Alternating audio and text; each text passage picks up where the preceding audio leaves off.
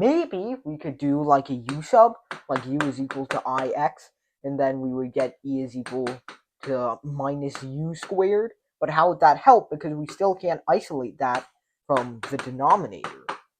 And the denominator looks bad. So what do? Well, we can try taking the complex conjugate of this denominator, but then at the end of the day, that's just going to give us, I don't know, ix plus 5 divided by their modulus, which is even worse. We're stuck. We're trapped. So what do?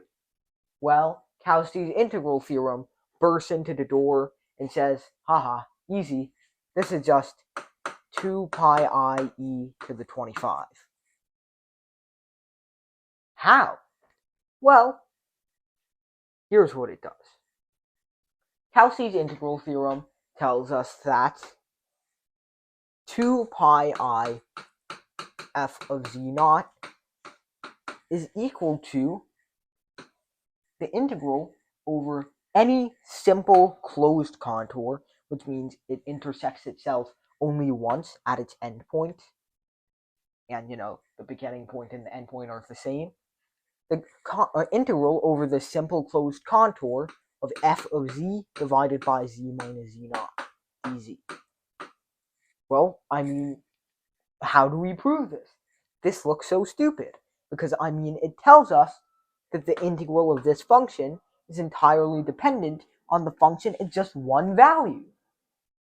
So how do you prove it? Well, you take g of z is equal to, at z naught,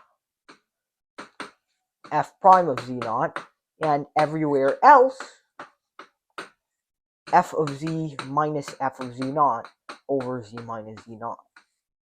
So it's continuous everywhere, given that f is holomorphic, and yeah, that's one of the requirements here for the theorem to work. Given that f is holomorphic, this is continuous and analytic here. It might not be analytic here, but it's just one point, so it can pass.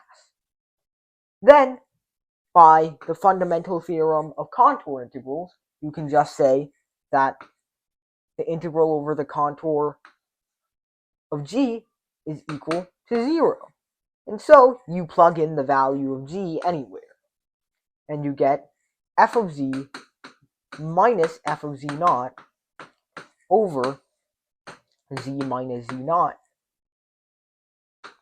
is equal to 0. And so, by linearity, you can break this up into the contour integral of this and the contour integral of this. The difference is that this has a non-constant numerator, while z naught is a constant, which means f of z naught is also a constant, which means we can just pull it out.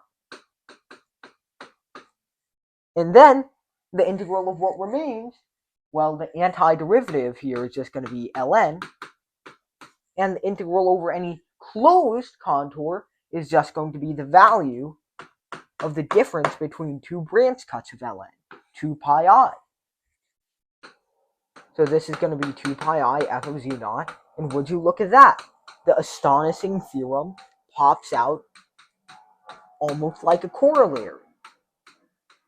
And that's the astonishing power of Cauchy's integral theorem.